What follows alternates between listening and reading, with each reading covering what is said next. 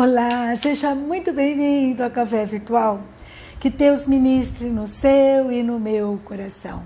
O tema que nós vamos conversar hoje é final feliz. Quem não gosta, né, de um final feliz? Quando a gente lê um livro, assiste um filme, a gente quer que o resultado final seja coerente com os nossos valores, com aquilo que a gente crê, com os nossos sonhos, não é verdade? E hoje nós vamos estudar a história que está lá em 2 Crônicas, capítulo 22, que aconteceu por volta de 880 a.C. Conta-se que o rei Acasias, ele morreu. E a sua mãe, Atália, de uma forma inconveniente, absurda, ela assume o trono e começa a matar toda a descendência real. Está lá em 2 Crônicas 22, versículo 10 e 11. Mas tinha uma mulher chamada Jeosabeate, que ela pega um garotinho, um bebê chamado Joás e o esconde para que ele não seja morto. Esconde no templo. Jeosabeate, ela era filha do rei e ela era do rei Jeorão e ela era mulher do sacerdote Joiada. Ela era irmã do Acasias, que tinha falecido. E ela esconde, então, o seu sobrinho ali no templo e ele fica até os 7 anos. Quando ele tem 7 anos, ele é ungido rei e a rainha Atália é morta. Aqui também, então, a história continua no capítulo 24 de 2 Crônicas, versículo 2, que o Joás fez o que era reto perante o Senhor, todos os dias do sacerdote Joiada, mas ele morre. Quando o sacerdote morre, acontece que lá no versículo 17 do capítulo 24, que os príncipes de Judá vêm para Joás e ele começa a ouvir esses príncipes, os maus conselhos. E ele então começa a se tornar idólatra, né? E começa a adorar a deuses e postes ídolos. E por essa sua culpa veio grande ira sobre Judá e Jerusalém. E Deus, ele manda profetas para avisar Joás. Deus dá oportunidade, mas ele não ouve esses profetas. Inclusive, Deus manda o profeta Zacarias, filho do sacerdote Joiada, para falar o coração do rei Joás, e ele não ouve. Conta-se que por conta disso começaram a acontecer derrotas. O povo de Judá tinha um exército numeroso, mas perde para um exército minúsculo dos sírios. Aqui está no capítulo 24 de 2 Crônicas, versículo 24 também. E o que acontece é que quando isso acontece, o Joás fica gravemente enfermo. E ele então é ferido no seu leito pelos seus servos e ele morre. Olha só, ele começou tão bem, né? Prosseguiu bem, enquanto ele ouviu bons conselhos. Depois ele teve um final triste e ele foi enterrado sem honras. Olha só como as coisas podem mudar ao longo da caminhada e como a gente tem que ser cuidadoso, né, na nossa história. Eu aprendo tanto, né, com esse episódio. Veja bem, nós temos aqui que a Atália, quando o filho que é rei morre, ela assume o trono de uma forma indevida. Ela assume aquilo que não era dela. E a gente tem que tomar cuidado para não assumir lugar que não é nosso. Quando a gente faz isso, não é bênção. Você pode dizer assim, mas eu jamais mataria alguém. A gente muitas vezes tem que cuidar, porque há situações em que nós podemos, de uma forma azeda, né, dar conselhos errados. Há pessoas que matam sonhos, matam alegria, matam a paz aonde chega. Pode ser no WhatsApp, pode ser pessoalmente, né? A pessoa, quando chega, forma um clima ruim. Assim foi com a Atália. E a gente vê a comparação entre ela e Jeosabeate. As duas mulheres da mesma época, olha a diferença de conduta, de legado. A Atália teve uma história horrível, né, te assassina, te usurpadora de trono. Enquanto a Jeozabeate, ela me deixa uma história de uma mulher sensível à voz de Deus, uma mulher que esconde o Joás para que ele não seja morto. Olha que diferença. Deus usou a vida de Jeozabeate para a sua história, para o seu propósito.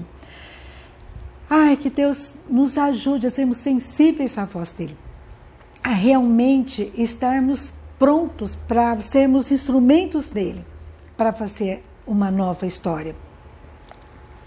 Outra coisa que eu aprendo, a importância de alianças que a gente faz. Joás, quando ele estava em aliança com o sacerdote Joiada, ele fez o que era reto, tudo deu certo.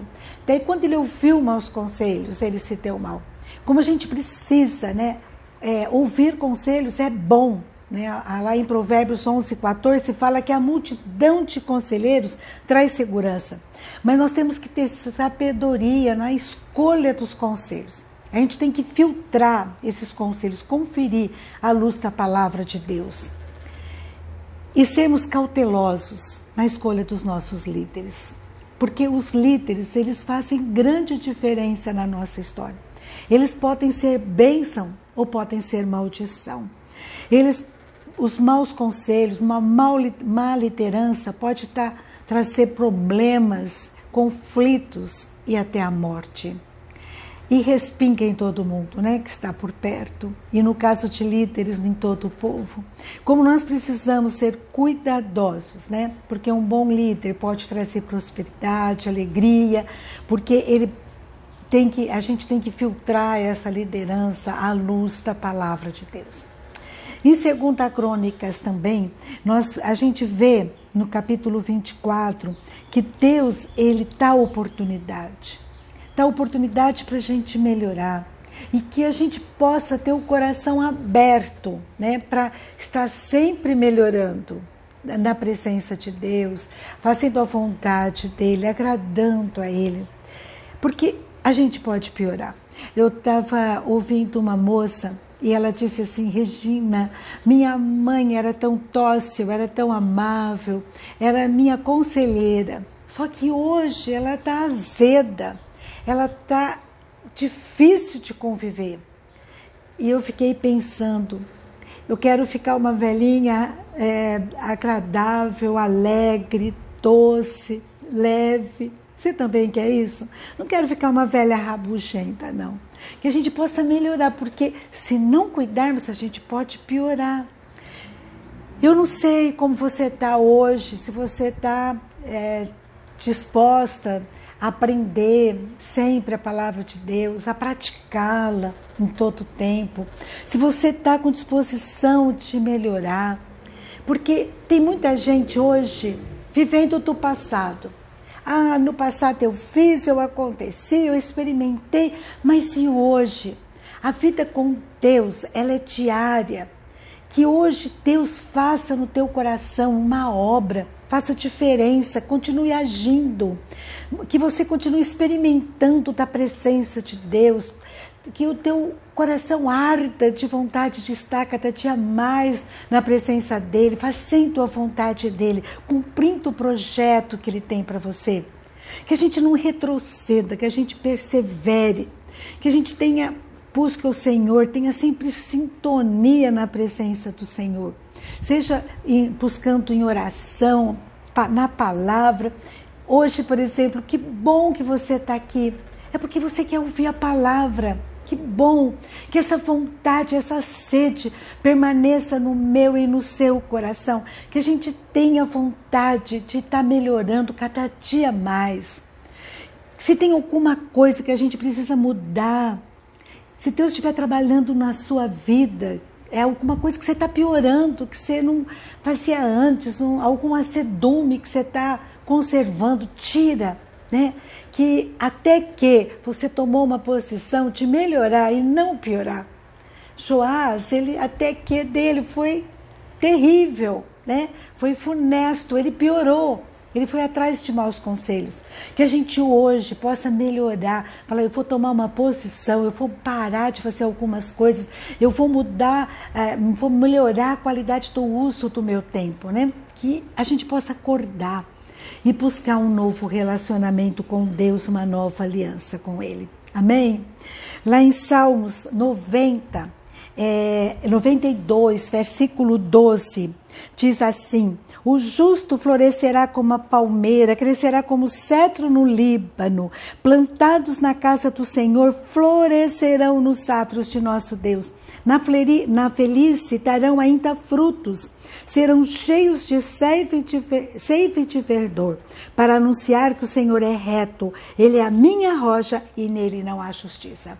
Que a gente possa melhorar, que a gente possa estar cheio do verdor, né, do Senhor, cheio de seiva, e que a gente possa na velhice dar frutos, e que possamos em todo tempo anunciar o tanto que Deus é reto, é fiel, o tanto que Ele tem cumprido as suas promessas na nossa vida, que a gente possa ter um final feliz na nossa história, né?